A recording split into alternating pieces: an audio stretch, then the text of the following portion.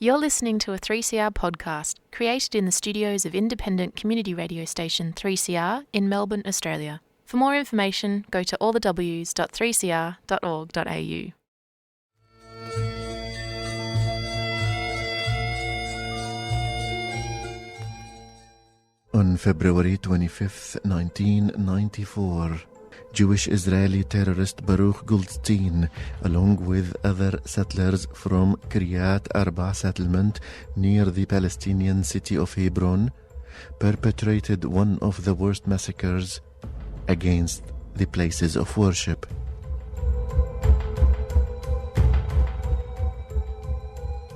The terrorists used grenades and machine guns at dawn prayers, killing 29 and injuring 150 Palestinians.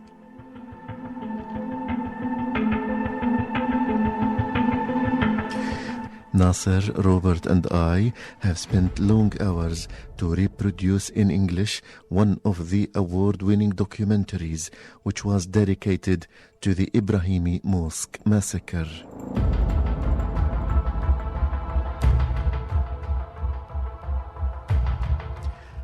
So we will leave you over the next 24 minutes with a documentary titled I Was There, and the source is Al Arabi Television. Stay with us.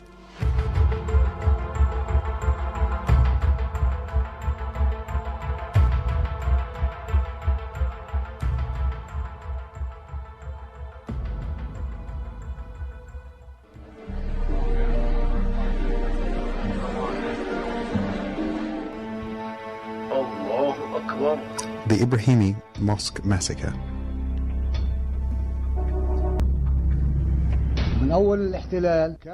At the beginning of the Israeli occupation of Hebron in 1967, the settlers started coming to the Ibrahimi Mosque from the eastern part and used to sit at the doorsteps of the mosque. Only the 6 or 7 doorsteps of the mosque. Not more than that. Gradually and slowly they started proceeding until they started entering the mosque. After that they entered the doorway of the mosque, and then they started to have more control, and then started harassing worshippers by cursing and yelling and shouting at them, throwing shoes and sometimes their flammable materials onto the carpet of the mosque. It kept going on like this until the early 90s.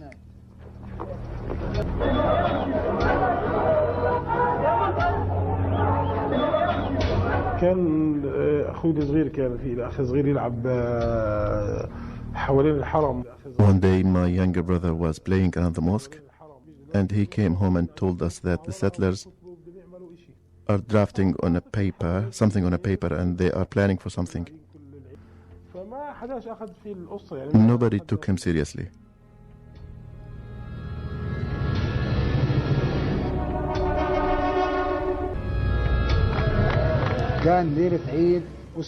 On one of their holidays, the Purim holiday, they banned us from entering the Izhaqiyya court of the mosque.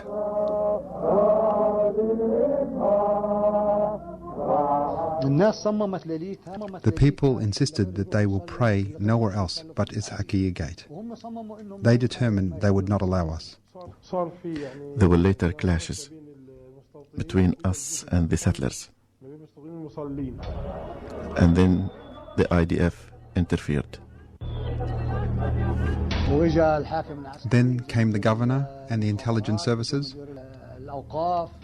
and also members of the religious community. An agreement was reached that we can enter after 10 p.m. They planned something and they wanted to do it that night, but they postponed it to the dawn prayer.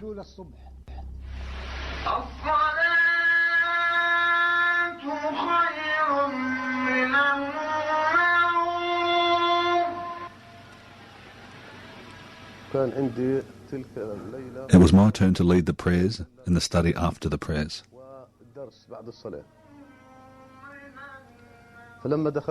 So when we entered, we noticed changes. compared to what we have always been used to. Yes, the majority of us entered from this side, the eastern gate of the mosque. There was a Russian settler welcoming us in, but in a very sarcastic way, gesturing and waving his arms enthusiastically. But the die was cast. When I arrived at the mosque, the big lights around the mosque were strangely off. When I arrived at the western gate, I found it closed. So I went around to the eastern gate. As I am on my way, I saw 4 Israeli soldiers mocking us. We entered the gate and saw 2 more soldiers. It was an unusual scene of such presence of soldiers.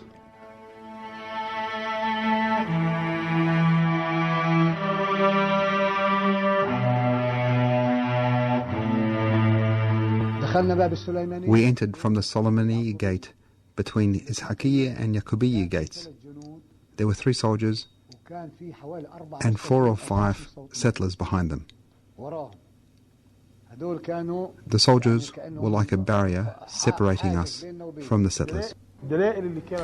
All these were pieces of an unusual puzzle. The prayer commenced. I was in the second last row. Behind me was a row of children.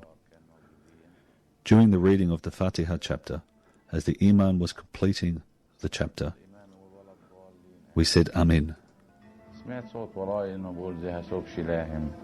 I heard a voice speaking in Hebrew. This is going to be your end, not ours. The Imam started reciting another Quranic chapter. As we were about to kneel to the ground, The settlers thought we were going to only bow, but we kneeled. Our heads were on the ground. The settlers threw the first grenade. Had we only bowed, we would have suffered many more injuries by exploding in our faces. It was like an earthquake. We called it the earthquake of the Abrahamic term.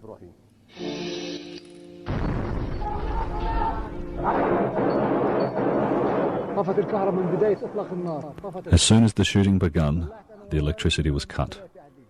When I looked behind, I saw the 3 attackers. I saw them all. Now they were shooting at full bore. Goldstein ran towards the Prophet Yusuf gate. The other attacker stayed at his post, and the 3rd attacker continued to supply ammunition and weapons to the 2 attackers. I stood up thinking the noise was just a disturbance. Right next to me was an injured man. His name was Husni Rajabi. He grabbed me by my clothes and said, "Get on the floor. They're shooting live ammunition." And he shouted, "God is great." I looked at Sheikh Adel and he asked me if I had been injured. I said, "I don't know. Does it look like it?" Then I stood up to show him. The hot bullet shields started falling on me. I felt the burn on my neck, shoulders and arms. But I had no strength to get up. I wanted to run for my life, but I really could not get up. After the 3 attackers finished the shooting, 2 of them ran from Al-Salamaniya gate. Goldstein went to another gate, trying to get at this one, but it was locked. So then he moved to another gate. He was confronted by one of the worshippers. His name was Salim. Salim hit the settler with the fire extinguisher and managed to injure him. And Goldstein emptied the remaining bullets in his machine gun into the body of Salim. Most of us were on the floor. The worshippers managed to get hold of Baruch Goldstein and hit him in tens with the metal partitions inside the mosque. Only after we were sure he was dead, we were able to stand up. Brother Salim was killed in this spot. There were pools of blood under every martyr and injured person. When I went to the gate, I entered from the eastern gate. It was locked with locks and chains, and with 2 Israeli soldiers standing there smoking and laughing. I then went to the western gate, where the washrooms and the big stairs are. I saw everyone leaving from there as the soldiers locked every other gate. There were heavy shootings outside the mosque by the soldiers. The people of Khalil went crazy with noise. Minarets from other mosques started calling out for help and shouting. The worshippers of Ibrahimi Mosque have been killed. A big massacre has taken place. The whole of Al-Khalil took to the streets, cars and on foot, some even barefoot. People could not comprehend that such a thing could happen. After that, calls were made from other mosques. I saw everyone on the streets. This guy was looking for his brother, that for his father, a mother for her son. People were in their pajamas. Some were barefooted. I will never forget this tragic and dreadful scene until the day I die.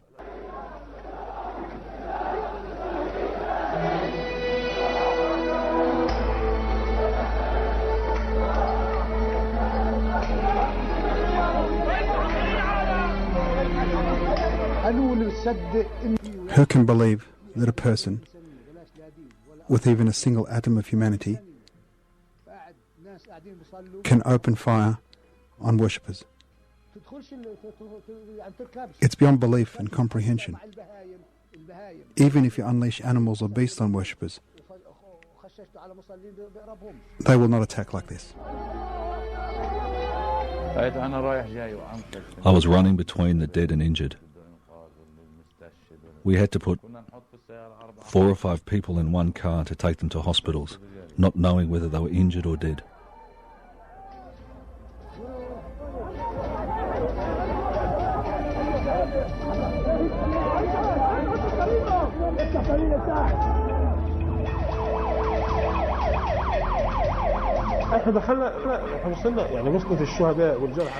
The injured or dead people were transported by private cars. There was no ambulances. I saw martyrs stacked on the bonnet. There was no room.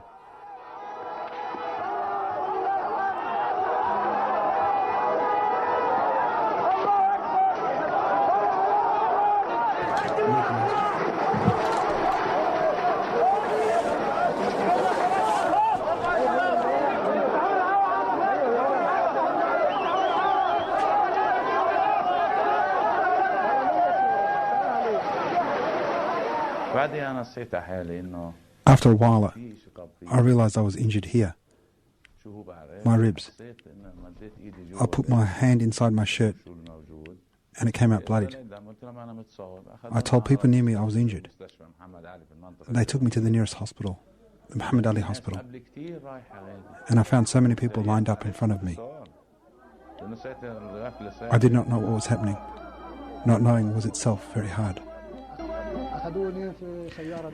I was taken in a Peugeot car to Alia Hospital, but there was no place for me. They then took me to Al Ahli Hospital and managed to just stop the bleeding. After that, I was taken to Maqasid Hospital in Jerusalem.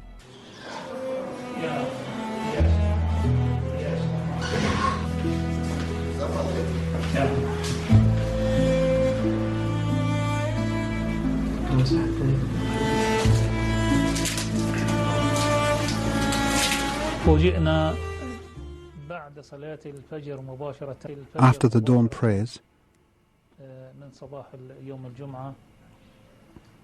on Friday, we were surprised to see 2 children brought to the hospital around 12 years old. The father who carried one of the boys was himself injured. I remember he was a Morocco family. Sadly, it was too late for the boy, as he's already dead. But the father did not know. I then started treating the man, but he told me, I can tolerate the pain, please treat my son. Minutes later, the second boy arrived. He was dead too. Soon after, injured people started arriving in big numbers. At one stage, this corridor was full, more than 20 injured people.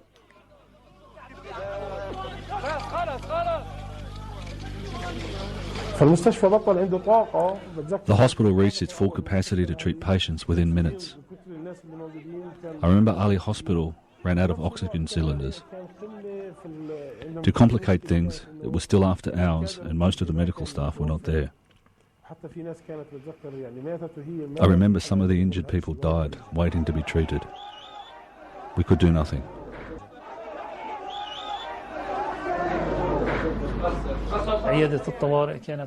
The emergency unit was not equipped to treat this type and number of injuries in such a short time. There are only 2 beds. We had to start treating people as they lay on the floor.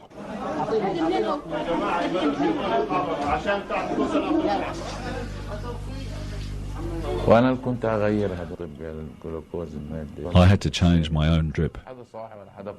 All of the doctors and nurses were in emergency.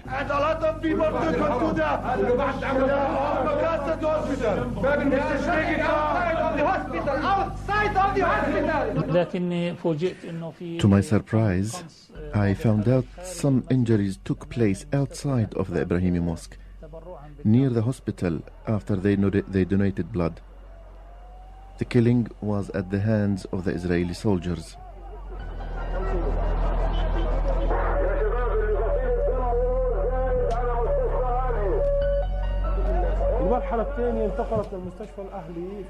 The second wave of Israeli hostilities took place near Al-Hali Hospital, and this time by the soldiers.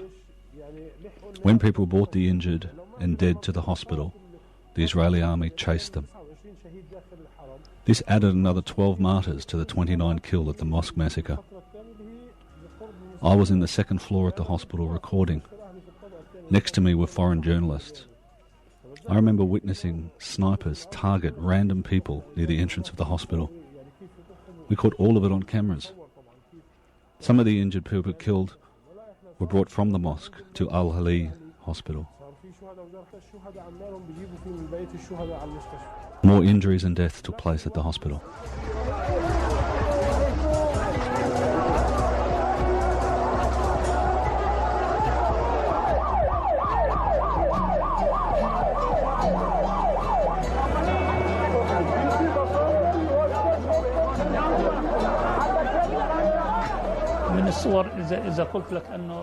I can tell you the hospital and its vicinity were full of people. Rescuers were bringing the casualties and leaving them immediately, paying their respects to the injured and dead.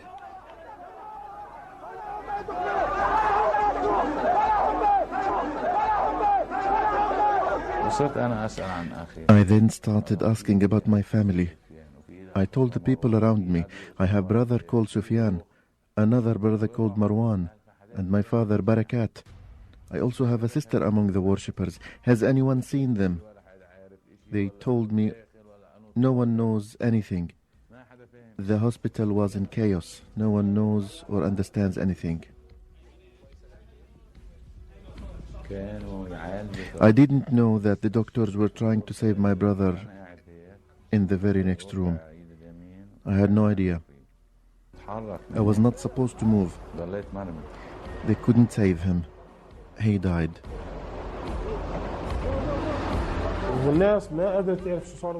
People didn't know if their relatives were alive or killed.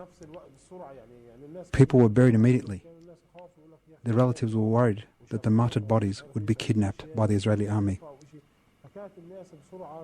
People were buried in such haste that many family members were not even aware that their relatives had been martyred. When someone was identified and their next of kin was about, the body was released and they were quickly buried.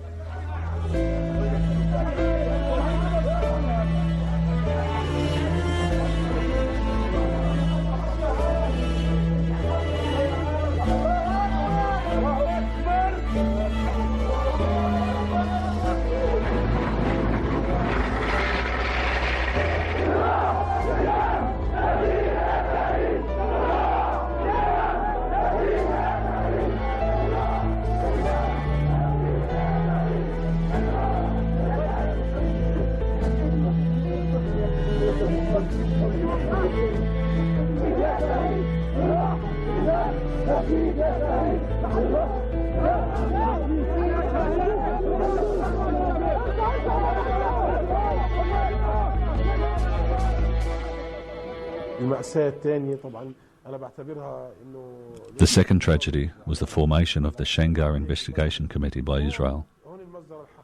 To my thinking, this was the real massacre. Israel formed the Shangar Committee.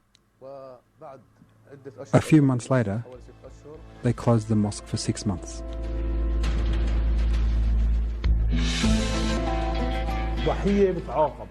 The victim was punished, and the punishment was to close Al-Shahida Street and separate the city of Hebron from the southern section of the city.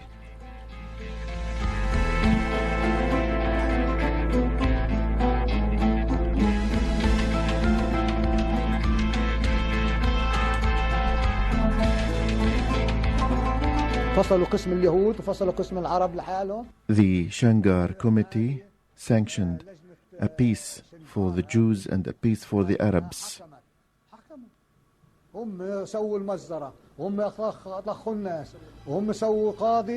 Israel was judge, jury, and the executioner.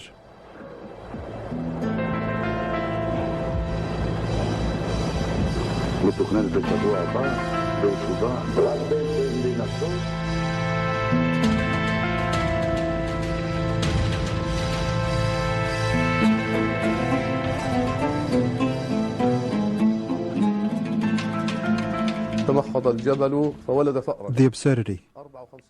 The judges decided that 54% of the mosque, its grounds and surrounds, are to be given exclusively to the Jews, and 46% to the Muslims. There would also be electronic gates for the Muslims to access the mosque.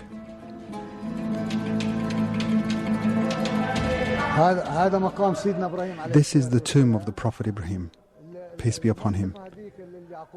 The area over there is Yaqubiyya. It's called Yaqubiyya. It's Israeli now. They took it, of course.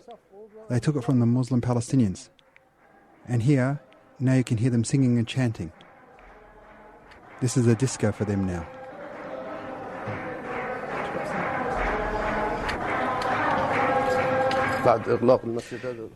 They banned 50 calls for prayer every month. And for 10 days each year, Muslims were banned entirely.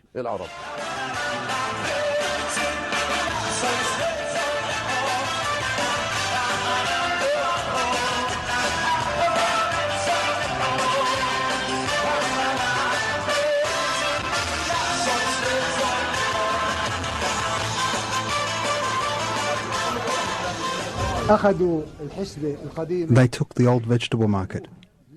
Why, you might ask? So they could make it a hotel.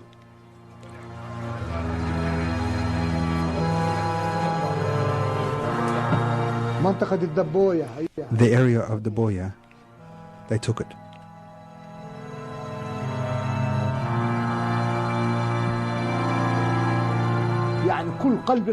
The vibrant heart of Hebron was cordoned off, and the Israelis said this is ours, and it is forbidden for Muslims or Arabs to enter. They locked the mosque for 6 months.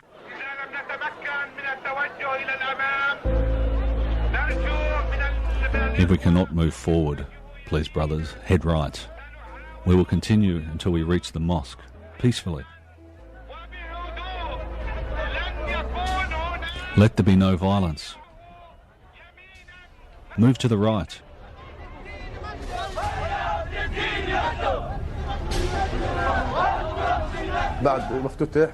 After the mosque was opened, I was the first to pray in the mosque. And the atmosphere was very depressing. The Israelis had dug under the tomb of our Prophet Ibrahim.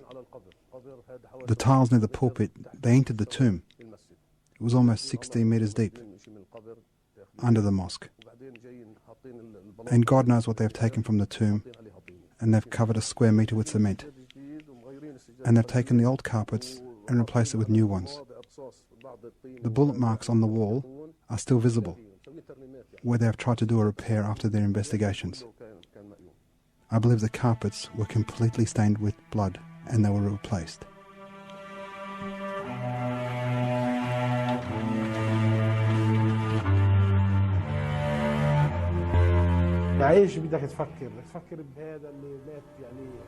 What are you going to say? Are you going to think about this man who died in his father's lap? What are you going to speak about? Stories that have no start or an end.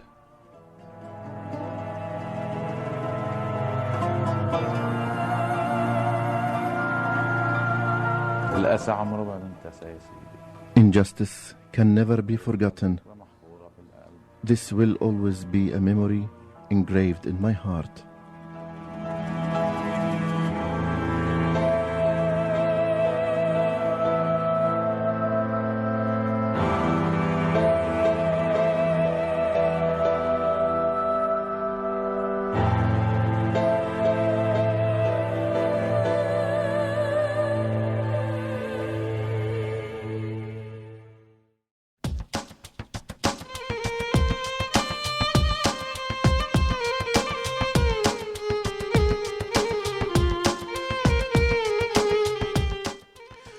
With this, we've come to the end of this week's edition of Palestine Remembered.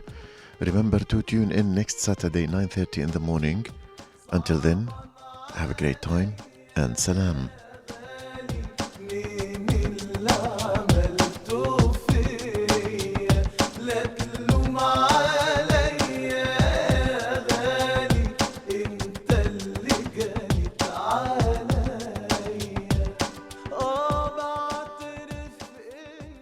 You've been listening to a 3CR podcast. If you found it valuable, please consider donating or subscribing to support independent community radio. To find out more, go to 3cr.org.au.